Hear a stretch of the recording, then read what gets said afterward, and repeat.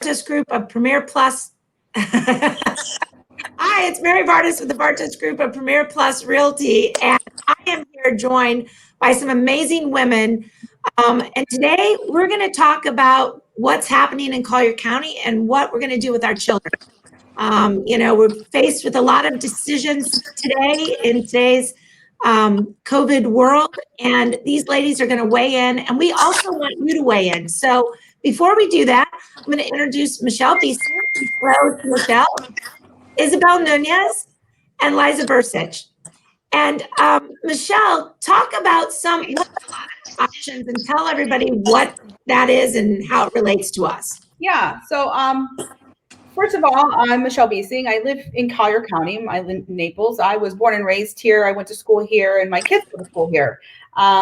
Myself, I was a teacher. I have an elementary education degree, so I call it my past life. But years ago, I did teach for about 8 years elementary school, and Liza as well was a teacher in the state. But so we do have some experience in the classroom, and I can't even imagine, how everyone's feeling right now. I know the pressure and kind of the chaos that goes on with just starting a new school year, and then normal new school year. So, but here in Collier County, which I think a lot of counties, I mean, I don't know, but I know a lot of teachers in Lee County, Broward County, up north a little farther, they have multiple options.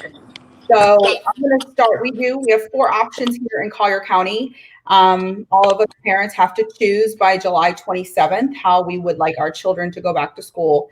I'm going to go backwards. Option number 4 is home education. So home education is homeschool. You're completely, as a parent, responsible, for the task and everything. You are not connected to the virtual learning or to an actual brick and mortar school, as you're saying. You're completely on your own in a sense.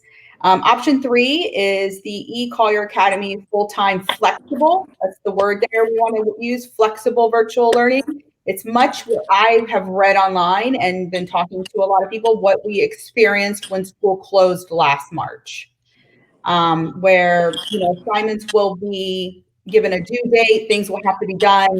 But whether they do that, at 7 or 8 in the morning or 7 or 8 at night, it's it's very flexible, just as long as everything is done, by the appropriate due date and things like that. Our second option number 2, would be a virtual school that is structured. I read a lot online because I have 2 high school students. I have a sophomore and I have a student who just graduated middle school, so she'll be entering into high school.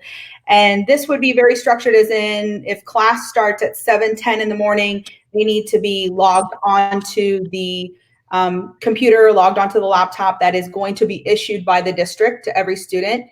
Even if they have their own personal laptop, it's my understanding that the district will be giving anyone who is doing virtual school a school device, because they'll have multiple applications and programs already programmed into the device that they will be needing. And they'll have to be there. So if class starts at 7:10 in the morning, they need to be logged in, ready, attendance will be taken, just as in if they were in the school. And when that class is over, they'll be given a break, 5-6 minutes, something in between before the next class starts. They'll be given a lunch break, I think about 30 or 35 minutes on the schedule that I read. And it'll be like a typical school day, except they'll be at home doing that. And then, of course, our last option number 1 is to go back to school, and however that is. I know for younger kids, a lot of, be riding the bus, things like that. But going back to school, and Isabel can probably talk a little bit more about elementary school level. I know in the middle and high school levels, they still will be switching classes, and it went in, from what I read, it went into a lot of questions on how is that all going to look? How do you get, even if only 50 or 60% of the kids come back, how is that going to look, and how be structured to be able to social distance in all these different environments? Yeah, not a lot of good options, let's face it, right? I mean, for everybody. I posted on my social media. I've been struggling because I have 2 opposite children. One who says, no, I'm not ready. I did really well on the virtual school last year. so I think I can continue. And then I have another child who, wanted to start high school this year and is excited about that and said, no, I want to go to school. So it's a struggle and how to maintain that. And let's face it, I just had a high schooler graduate. So high school is a little bit different because I didn't need to work and manage homeschooling per se. Mine was pretty self-sufficient. Now maybe you're younger in high school. But Isa, tell us about your daughter because she's in elementary. What is this? These options look like for you? Hey, wow. Well, I want to start saying that I am overwhelmed. So it is okay to be overwhelmed. We are all together in this. My daughter is going to be a second grader this year. During COVID, her dad was homeschooling, so that was a blessing for me because I never stopped working. So I was full time working nonstop. But now that daddy started working and I continued working, um, we are thinking very serious about option in sending my daughter to full time school. Yeah. And with that comes different ideas. I'm going to come back to you. And Liza, you're even a little bit younger. And as a former teacher, talk about what you're thinking with your soon-to-be kindergartner. So overwhelmed, just like Isa, going back and forth. I'm a prior kindergarten teacher, so I've waited, Elizabeth is my daughter's name, I've waited forever for her to go to kindergarten. And no matter what option I choose, it's not going to be the kindergarten I imagine for her. And I've had to come to terms with that. So that's been a little difficult. Right now, I've been speaking with family, friends, just getting everybody's input to see if I'm missing something, getting other people's perspective. But being a prior kindergarten teacher, I think that the best option for us is probably going to be to keep her home and, have a structured setting for her, but doing that flexible plan that they're offering. So I think that would be the best option for her in trying to create a schedule for her. But it's just so tough. And I feel bad for the students, but if we're having all these questions, I truly feel bad for the teachers, and they're going to need our support no matter what we choose, because they're the ones that are responsible for all the children once we choose that. So something to keep in mind. Yeah, without a doubt. We're getting some good feedback from people that are loving your insight and, saying it's great information for sure. You, Michelle, kind of alluded to the fact that you have one of each. Yeah. Go back and one that like what he did. And I really started asking, a lot of my prior teacher friends and parents that, all my friends that have children, what are you doing? What are you doing? What are you doing? Because this is, I'm not an indecisive person. I usually know what I want to do and what the kids want to do, but this is a tough one. This is really a tough one. And there's so many reasons why people are choosing what they're choosing. I put on my social media the other day, just, are you struggling with the decision? I just asked the question and I got about a 50-50 response. But what I found in that response was even some of the people that maybe I didn't word it right, but, I didn't get the answers I was looking for, because some people were struggling with the decision because they don't know what to do, or a lot of people have to work. They have to go back to work. They have to provide. What are you going to do? Who's going to be home because I don't, I can't imagine like Isabel's position or Liza having someone, having an elementary school student right now that you really have to be home to homeschool. Even if they're doing virtually, you have to be very involved. So if my kids are a little bit older, I can kind of let them go on their own. But even, they're at home, they're not at school. They're not in that total structured environment. So I still have to be on them. It still takes a couple hours out of my day, if not more, to make sure, and it goes beyond just my kids are, they're very responsible. They'll get the work done, but this is all brand new. So it is brand new. It's like being at college, right? Especially if you go on the flex plan. and getting the work done, and what does that look like versus, learning and you have to show up for class. Hey, Sarah, Sarah's saying, Inez, that she's nervous, from children that died, right? Crazy. Yeah. Wow. And it's very nerve-wracking. My son has a heart condition.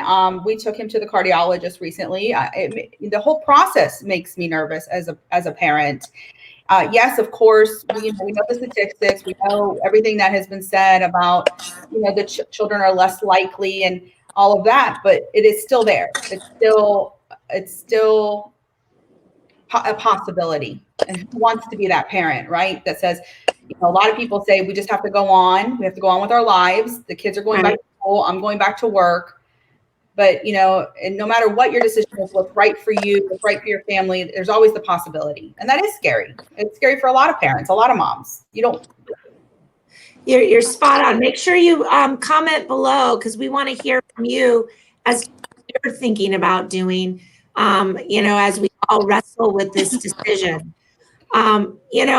I heard, I don't know who wants to address this, that maybe Michelle, you heard it as well, that the school or the educators, I guess, is it their union, is suing in the state of Florida. Can you talk to that a little bit? Well, I know, Florida is a right to work state, but the teachers do have a union. All I know from what I have heard is that they have filed a lawsuit. They have filed a lawsuit against the, school boards. They're nervous, and I can understand. And with talking to people, like I posted on my social media, people were struggling. Some people said, "No, I'm not struggling because I've made up my mind, and my children are not going back to school." And some people are like, "Oh, I'm not struggling because no, I'm the opposite. We're going back to school because the kids have been in the house since March, and we need to get on with our lives." And then some people are like, "No, I'm completely struggling because I don't know what to do." Right. So it was all over the place. And I have teacher friends that are going back to work and they're teaching in the classroom, they're returning, and they're choosing to leave their children home. That tells me a lot. Wow. Yeah, that speaks volumes, right? That speaks volumes to me. I do have some teacher friends that are returning and their kids are returning as well. But when that spoke volumes to me personally, to what am I going to decide? Yeah, Isa, what do you think about that? You're in Marco Island. You're going to send, Mia back to school. Yes. Lisa, this minute. As you ladies say, is based on your own comfort level. I am comfortable sending my daughter to school. I trust my school, and also I am a SAC member of the school, so I am very involved in my school. But I do have a lot of questions moving forward, because this is gonna be like an experiment. Yes. How the kids gonna keep the mask? How they gonna do with their lunch? How they gonna do with their recess? So I'm going to do it with an open-minded that it might fail, and I have a plan B. I have a plan B. Yeah, I have a plan B, but I really think that, wow, I get emotional talking about that, because I do have options. As a mother in Marco Island, I have options. Me and other mothers even are talking about hiring a private tutor. So we have options, but what about women that don't have options? Yes. They really need to Yeah. work. There's So plenty of, it's very there's plenty of families, whether you're a single mom and single dad, or you have mom and dad in the home. Plenty of people that don't have the option, right? They have to go back to work, or there's other reasons why, and it's hard. And I read through some of the questions on the Cuyahoga County School website. They have a whole bunch of questions. Like for elementary school, I know there's still going to be recess, the social distance.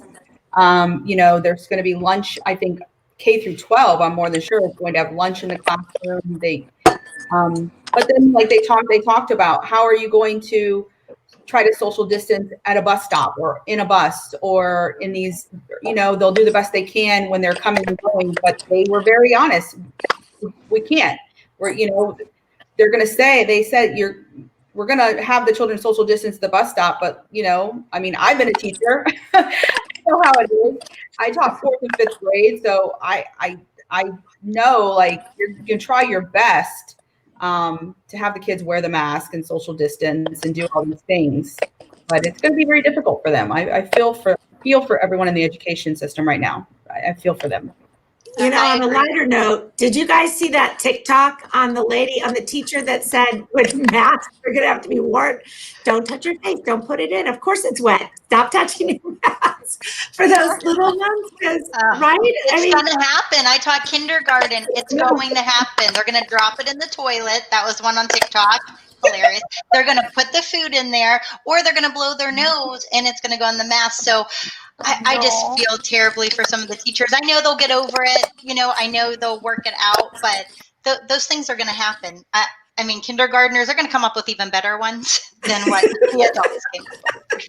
You're going to have to send, and I don't take this lightly. Please don't, my humor aside of it, but having had 3 kindergartners at one time, accidents happen. So you're going to send face masks, extra face masks for them in class. And, for the parents that maybe don't have that as an option, or they're going to issue them the shield. The shield doesn't do anything if you put your hands up underneath. That's so hard. I can't imagine the little bits. I don't know. Liza, from your standpoint, the flex learning is going to be easier. Do you think from that perspective? I think the flex learning, in my opinion, with our situation is going to be easier. My concern is, and it's my personal daughter, that she wouldn't be able to sit that long at the computer, even though we did get some clarification on some of the moms groups that they don't have to sit in front the whole time, that's going to be sectioned out. But I think Elizabeth will learn better with a flexible learning, and that I could space that out and adjust that. But I know some parents that need that structure. So again, these are all personal decisions, what's going to work for you, your family, your children, and considering that. I do like that the county is offering that ability to switch. They're asking you to wait till the end of 9 weeks or wait till the end of the semester, but things come up or things have to change that they're willing to let you, switch your choice if it doesn't work out. So I know Isabel was talking about, plan B, that at least the district giving you a variety and letting you switch in there. And also, this is a time for networking and reaching out on different Facebook groups, reaching out to friends, families, prior teachers. Everybody wants to help. And I think that we can form those groups, like Isa was saying, with the groups she was talking with her moms. So I think this is a great time for community, a great time to think outside the box and ask for help. People want to help, so ask for help, and we'll try our best. That's all we can do. I love that.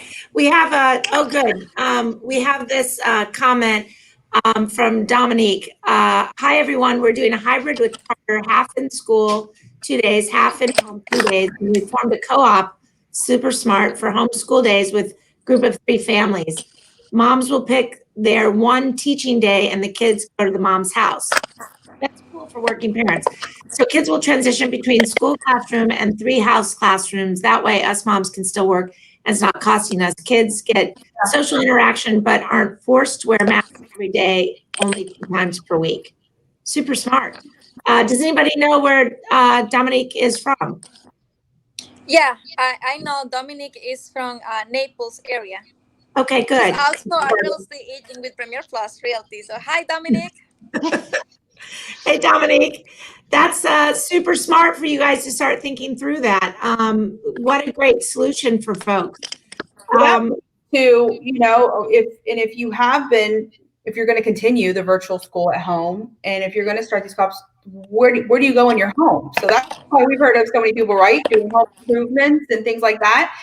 I do also have a couple friends that are still working at home, and now it's like especially if you're going to stay at home or have your kids do for the flexible virtual, I found very quickly, everyone needs their own space.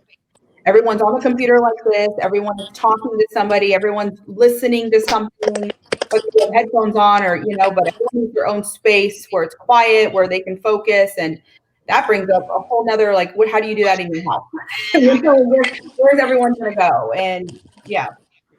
You bring up a great point, Michelle, because honestly, when my kids were little, I worked in a home office, and when they'd come back from school, it was like chaos in my house. Now, they just came home from school, right? They were forced to sit in a classroom, boys. It was like, ah! But from the time they got home from school, 3-something until 5, I was constantly, be quiet, I got to do this, stop, work on your homework. And then obviously they had after school time, which why they came for a while was because I wasn't super satisfied with their after school program. So I let them come home. And yeah, that's tough. And you bring up a good point, Michelle, because, with us working from home across the nation, right? What are our homes look like? Where can we do all that? Where can we have our own space to make that all happen? And when they're littler, you have to be able to see what they're doing.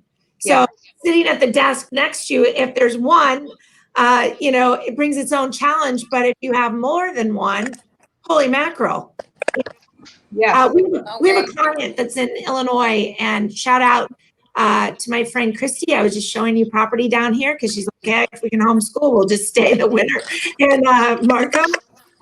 But one of the things she said is she has triplets. She has 5 kids. She has triplets that are in 4th grade. She goes, Dad, and the other 2 were going to go to school because they're in middle school. All of a sudden, she's like, they aren't going to let them go to school. What am I going to do? And I could just hear her twisting this thought out because it's scary. How am I going to get them the education they deserve? Or is the education they get in school necessarily the same as what we need to give them? Not that it's good or bad, not that one's right or wrong, just can we learn math in a different way? Come, do this process with me and I'll give you this versus the work that's being given. I guess that moves more towards homeschooling. What do you guys think? Will you always stay? Do you think you'll always stay with that flex? I mean, Liza, you're going to homeschool with the flex, but would you always stay in that school generated kind of content, or would you veer off yourself in a homeschool? Yeah, I would veer off and create different centers and different learning opportunities for Elizabeth to do that hands-on learning, because as well as virtual is, you need that hands-on learning. So that's something that I would like for her to participate in. And I can understand why parents, even if they don't have to work but still, we all don't have an educational background.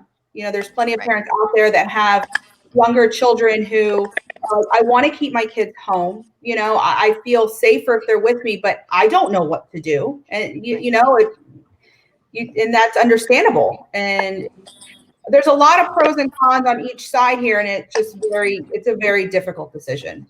It's just a very difficult decision. My son is in sports. Sports is kind of driving his decision, whether if that's going to continue or not, whether he wants to go back to school or not, that's playing a factor in his decision making. Like, okay, maybe I'll decide to go if they're going to continue sports because I don't want to miss out, but is that the right decision? I don't know. We don't know. Right. And something else I'm going to bring up too that's steering our decision too is Jonathan and I are still going to work full time. We're going to have our little one at home. She'll need to sometimes come with one of us if we're both on appointments. I don't want her to get to miss school or not be in attendance and miss something if I chose the more structured one, because in this decision, we also have to be flexible. So again, it's just what works best for the family. But there was a lot of decisions and a lot of things that went into making the choice, even though I haven't submitted it yet, because I'm hoping that this miracle is going to happen and maybe I wake up from this bad dream. Groundhog Day will stop. I'm confident of it. I'm serious. We haven't made the official decision either, or went online and made a decision. I was so happy when they extended it because I have no idea the pros and cons here. But I've been thinking a lot about, my kids need to socialize. They need to see other people. That's part of, I think, human nature and that's who we are. Yeah. But at the same time, I want to keep them safe. But I've been thinking a lot about, even if they go back to school, it's not going to be normal. This is not, and how much time in the day is going to be allocated and taken away from their instructional time to, hand wash and to properly social distance and to, discipline, or however you want to say, the child who won't put the mask on, or, and all these things that I know as a teacher is going to happen. So maybe they will get more out of just being home because they won't be distracted with all those other things. I don't know. Make sure you're putting your comments below. If you have something to share, we'd love to hear it, as well as we want to know your decision of, or what you're leaning towards. Maybe it's not a full decision, 1 through 4 or A through D. We're running across the bottom of this feed because we sure would love to hear from you. Ladies, I'll tell you, as a mom of 3 very active boys that are now past this, I would have rather, and I love my children, but there is no way in God's green earth that I could have overseen their schooling and or homeschooled them in any fashion form of it, because mine are like velociraptors.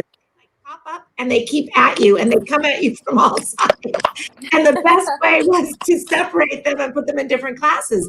So I can't imagine having to deal with that for you folks that if you're out there and you have really quite often, multiple kids, because they're best of friends and worst of enemies.